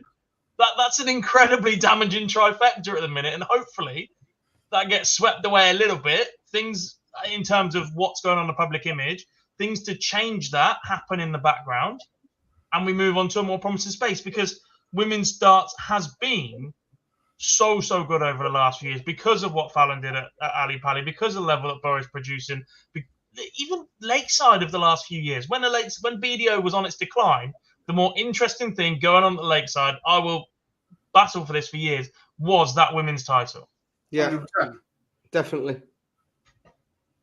Yeah, completely. Evening, Anthony, as well. Hope you're good, my friend. But yeah, it was just interesting to hear Beau speak like that after the success that she's had against the men as well. It was a real. I didn't see it coming in that manner because of the success that she has had. But back to the original point, that she is back-to-back champion at the match play. And again, looks set to only play at the Grand Slam, which will be, it's great that she is going to play one PDC tournament. But as fans, like we said, we'd like to see her playing more. Yeah, definitely. But that's obviously her decision and fair play to her. But it was good to see. Also, as well, whilst we're talking about the women, it's interesting that Lisa Ashton admitted that she hasn't got an awful lot of time left in the sport. That the great Lancashire Rose may not be around for too much longer. At the very top level, I still think she'll play locally, and she's still got her daughters that play, and I think it's very much a family thing for the Ashtons to an extent as well. There is a clear decline in the level that Lisa is playing at compared to 5-6 years ago when she was a tour card holder. She's been through injury. We've seen her on the seniors tour. That tells you how old she is as well. Like, it happens. There is a natural decline with age. Like, not everybody can stick around forever, unfortunately. She's been a fantastic... Not everybody wants to either. No, like, not everybody... Like, she ain't asked anymore. There is this odd perception that people have that because what you do for a living is a sport, and you can go and buy tickets, that somehow you want to do it forever. Like, if I had the option to retire from my job and live comfortably with my family, I'd take it. And I intend to at the earliest opportunity. And I think anyone who doesn't do that is bonkers. So if, like, what people miss is, like, they see, yes, it's great. Lisa's still playing at this level. And I don't know, Lisa. I have no idea whether this is but, like, it sounds to me like a very sane viewpoint to consider at once you hit a certain age, winding down your career if you can, focusing on other pursuits, or it doesn't, just because what you do it entertains other people doesn't obligate you to work any day longer than you should have to if you want to just sit with your feet up and enjoy your life. I love what I do at the minute, but if I'm still just a referee at the age of 40, I'll be looking for a new career. I'll be fed up of standing there by then. Yeah, your feet will be aching for a start. They already do. I'm not even 30 yet. But yeah, no, look, the week as a whole in Blackpool, there's been plenty of talking points, discussions. If you are ranking the match play, how would you rate it overall? Oh, as a tournament? Yeah, or just as the week of the match play, how would you? Oh, I would say it was 7.5 out of 10. That's how I would rank the match play this year. Yeah, I'd give it a solid 7, I think. We've seen Luke brilliant. We've seen I just think when we sat here 2 weeks ago and said, "Oh my God, look how open this first round is," and only 3 seeded players got beat, it's a little under what we wanted. That's what it was. We built it We to wanted a bit yeah. more carnage. It had the potential to be unbelievable. Some of these games, some of the games were really good. If you look back at that first round, not many people got absolutely battered. Yeah, and this Dave is Chisnell got battered, and then Dave Chisnell got battered again watching the football. That's about it. Yeah. I think it under-delivered based on its potential. That's the problem. And every time I come to try and analyze it, I sort of keep looking to what it could have been because there was so much potential in there. That's the only problem with it. The DRA made a lot of money this week for under The venue was superb as ever. The air conditioning was absolutely tremendous. The fan zone was brilliant. Village Hotels had quite a cool game that you could play.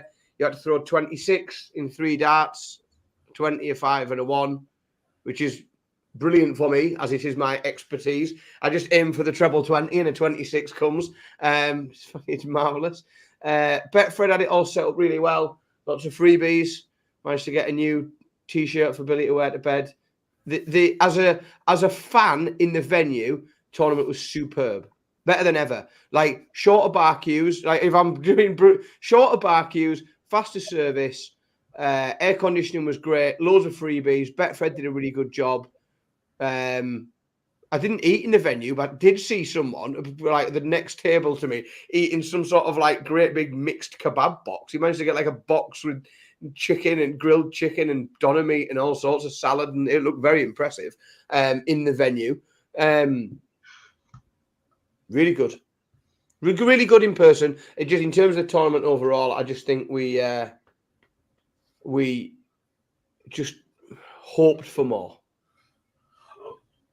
Rob Cross rebrand. What are we saying? Crap. Crap song. I like the song. No, the song is great, but it's not a walk-on song. The song is what I play in the mornings to get myself ready for work, and I'm like, let try and wake myself up a bit. The song is not a walk. There's no drop. There's no kick in. It's just for a dance tune. It's very monotone. The song is also the worst shirt he's had. Everybody else on that rebrand, by the way, shirts look must. Johnny Clayton has put a lot of time and effort into his rebrand. I know different manufacturer, but he just looks so much more calm and comfortable up on stage in newer shirts. We've seen a green one recently, wasn't a fan of. Blue one, not really a fan of. But this new red and black, even that's changed. Like I thought Johnny Clayton was nailed on one shirt, rest of his career, never going to change. He looked brilliant.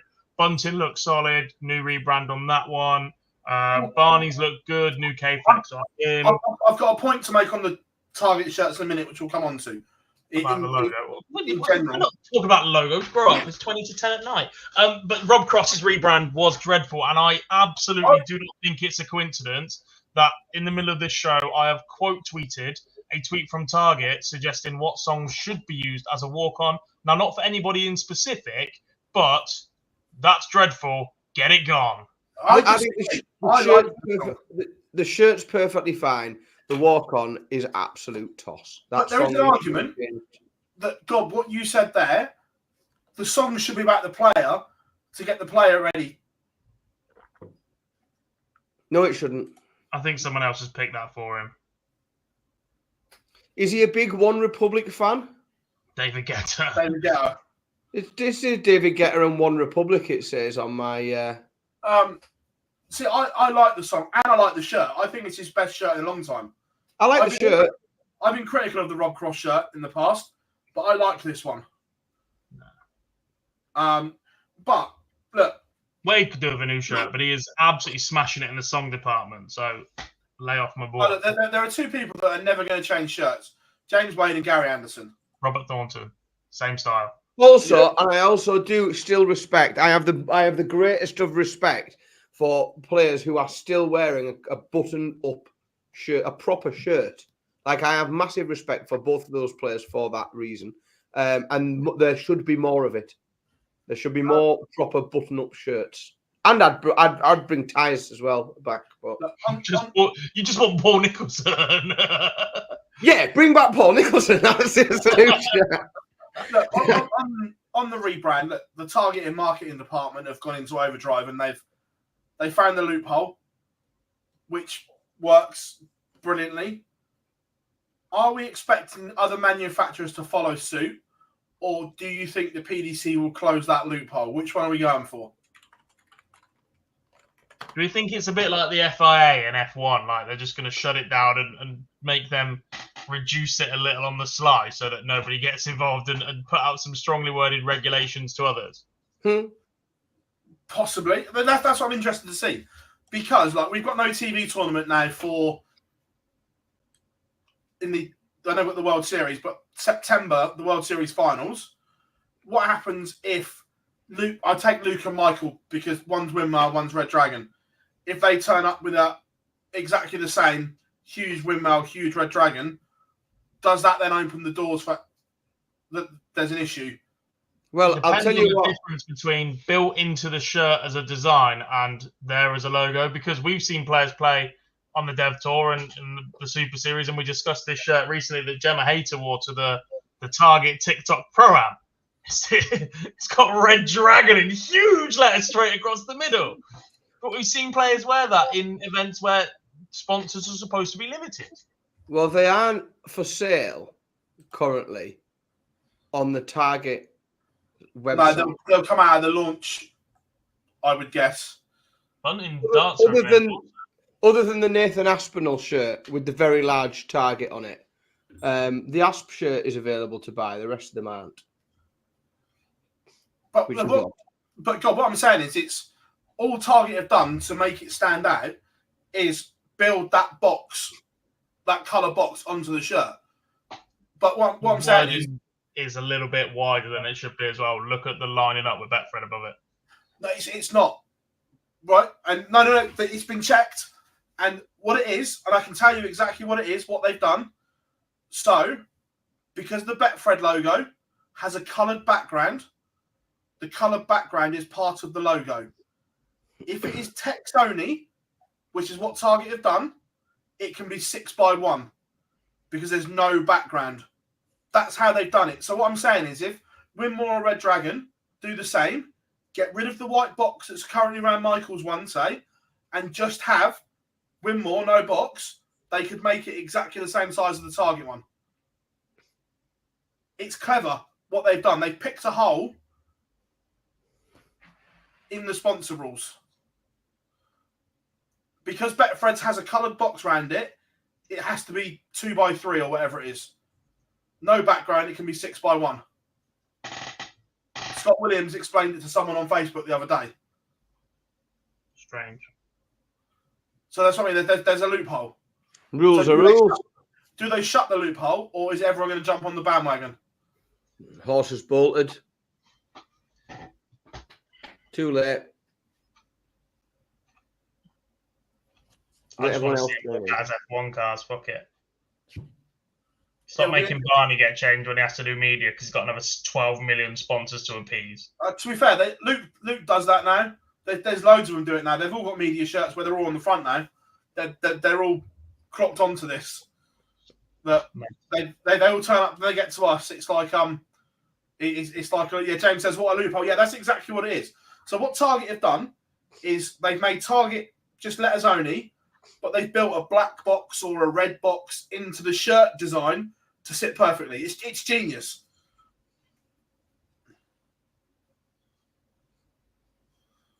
Well, now's made a good point there. I was disappointed with Luke's shirt. I prefer Luke's old shirt. See, they've given him a slight rebrand, but the issue is now Luke Littler is a brand. Mm-hmm. Yeah, but I think the purple is too dark on this shirt. It's not purpley enough for Luke's brand. Do you know what I mean? Yeah, he's gone more bright yellow on the sleeves though to make it stand out a bit, hasn't he? Which but the purple is darker. It makes it pop a little bit more, to be fair. So I'm not too, but yeah, don't expect a big change from Luke in the next 3 to 5 years. Because what I'm saying is, I'd like to have seen it the lighter purple, like on his old shirt. The brand Littler is always going to be purple and yellow. That's the way it is. Yeah. So that was that. Look, a week in darts. Has there been any WDF stuff? Because I'm not going to lie, I've not seen it if there is. Because all eyes are on the match play. I haven't. No. There has also, been a modus super ciles. Yeah, I'm not going to say. I saw Adam Paxton won, but I didn't see any of the darts, if I'm being honest. Similar from my position, and I work there. I wasn't at work. I literally did one day last week. So, congratulations to Adam winning on debut, booking his place. Took out a 1-4-1 in the final that changed the game. So, yeah, ridiculous.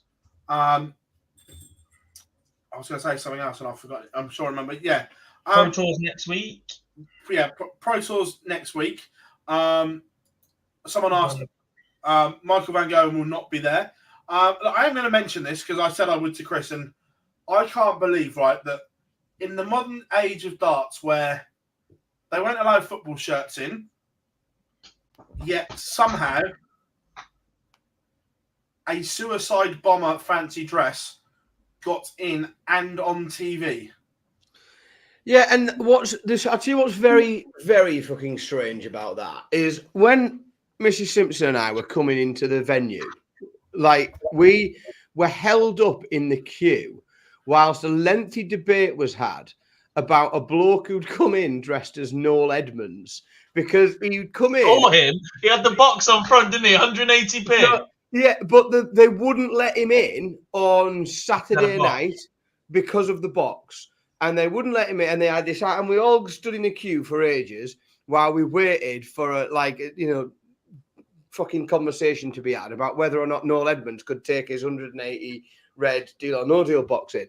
And the end result was that no, he couldn't. Not only that, but he wasn't allowed to take in. He had like a plastic toy phone to like pretend to phone the banker, and he wasn't allowed to take that in either. It was very weird. There were full pat down searches every night. So I find it really strange that someone's been ignorant enough to just allow that one to pass. When I did literally witness scrutiny of fancy dress. Like someone has just, I assume, complete, but it takes 20, 30, 40 people to take their eye off the ball for that to slip past. Plus because even once you're in, surely then there's that many security running around that takes a look at it and go, how the are we allowed that? Why I don't understand how nobody's cottoned on. Then someone's put a fucking camera on him. It baffles me. Absolutely baffles me. I don't know how that happened. It's stupid. Yeah, and it's bad taste as well. Exactly. It is the thing. Almost as bad as one of the cards referencing Jay Slater's mum as well that made it onto air.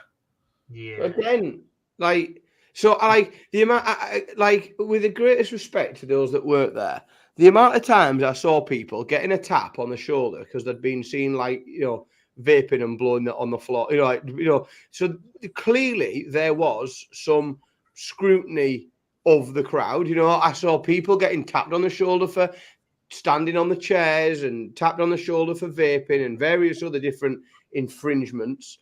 But the idea that people aren't picking up on those signs and that fancy dress, it's not a good sign. If I was a member of staff at the PDC, I would be having some very, very serious conversations with the people that I would be paying to make sure these things don't happen because I've been made to look a dick. The PDC because let's be honest, it's not the PDC staff that are doing security in the venue and checking people on the way in and things like that. They pay somebody to protect them from that bollocks, and that has been, or it hasn't been done very well, unfortunately. No, Ryan asked why no dancers at the match play. There never has been. There are a couple of issues. One, the stage is very small at Blackpool compared to Premier League and the World Championship. So I think just general space is part of the issue because it is very small. I don't know this, by the way, but it wouldn't surprise me to see the dancers at the Grand Slam this year, considering the tournament is sponsored by Mr. Vegas and we had them in Copenhagen. Best stage in darts. So it wouldn't surprise me to see them at the Grand Slam as well. And you can be part of them as they're now hosting auditions. Yay! I quite like that, to be fair. Who are hosting auditions? PDC dance dancers. Fucking brilliant. You're going to apply? I'm going to apply to be on the chucking panel. To be fair, Dal, you laugh at that, but genuinely, look, these videos never see the light of day anymore. But back in the early days of Ali Pally, there were plenty of people dressed in fancy dress as Jimmy, plenty of shots on TV, and I'm pretty sure that one of them actually won Wayne's fancy dress prize in the early years. Different times. Yeah, that's what I mean. Could you imagine that? I can imagine the article in The Guardian the next day. No, because it'd be about Luke Littler losing to an unranked bus driver. Yeah, be whether Luke Littler's personal life would be. His relationship ending. Oh, God, what a shit. Yeah. What else have we missed? Chat room, get your questions in as well. I don't think we've missed anything in a week of darts because it's only been the match play, really. Someone asked if I'm at the seniors. Yes, I am. So I'm reffing Super Series today, tomorrow, and Wednesday. And then I'm off to Reading Friday. Oh, lovely.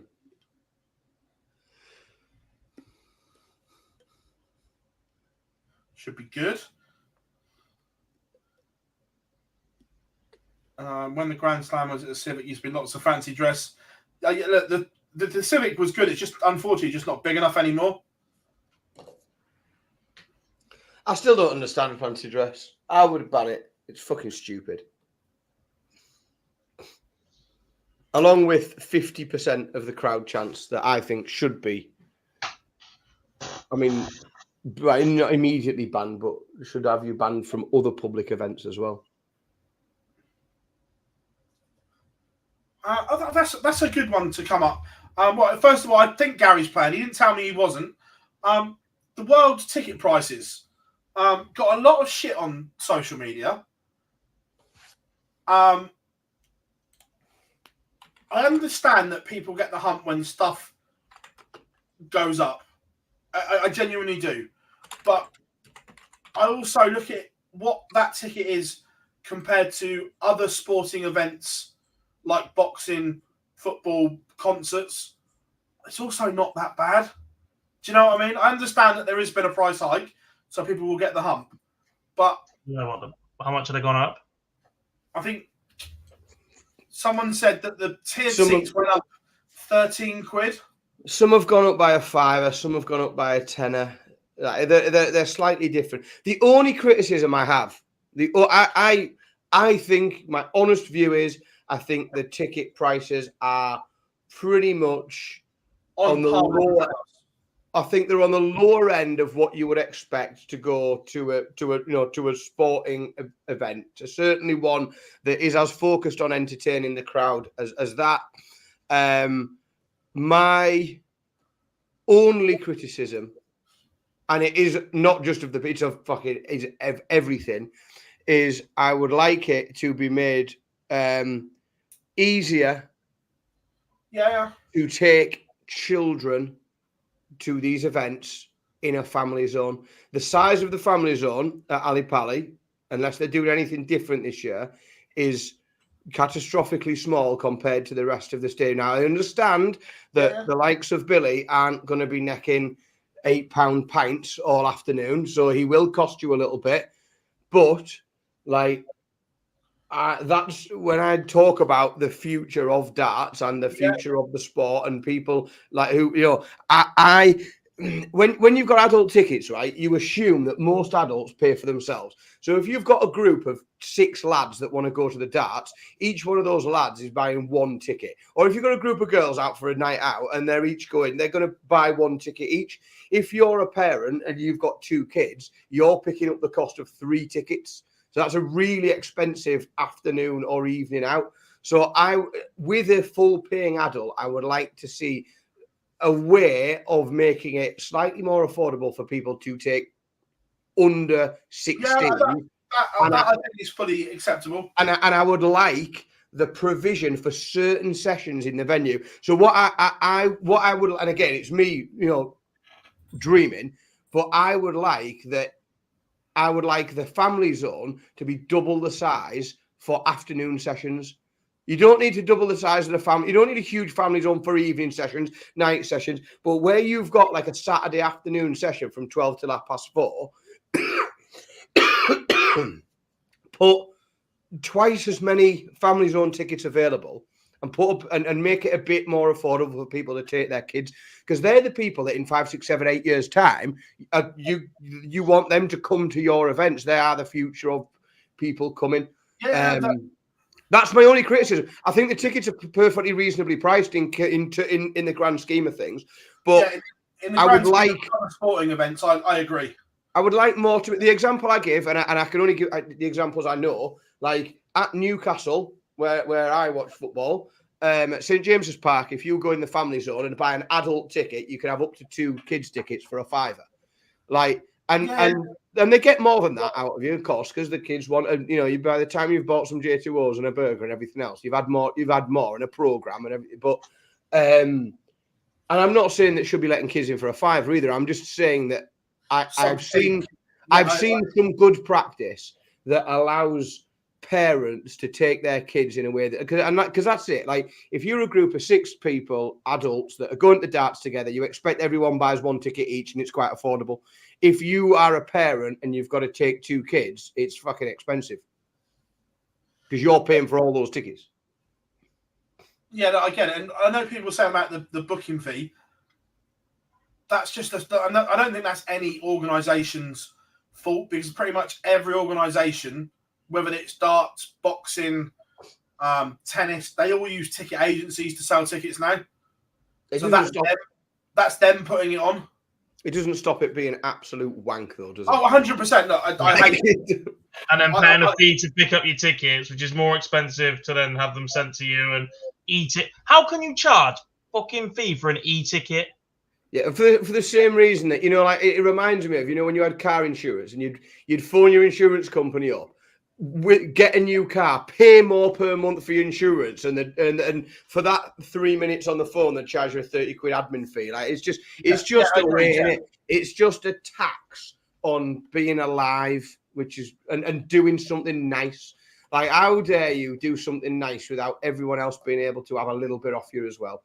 It is what it is, but it's fucking frustrating, isn't it? 100%. I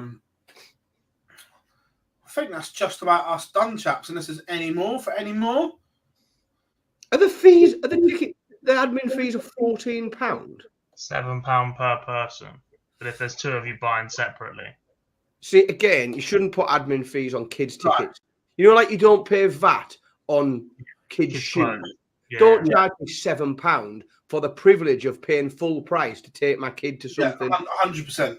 They give me that at least. Yeah, that booking fee is just ridiculous. But look, they go on sale a week today. Let's be fair. By the time we do the show next week, there will be very, very, very, very limited tickets left, if any. But everyone, been an amazing show. Thank you very much for all your support during the match play as well. It was a great week, or great 9 days for us here at OD. Massive thank you for all the team for chipping in as well. I think we just about covered absolutely everything. But again, congratulations to Luke Humphries and Beau on winning both match play titles. But I've been Phil Bars, Jack Garwood and Dan Simpson. We are signing out. Make sure you like and subscribe, and we'll see you all very, very soon.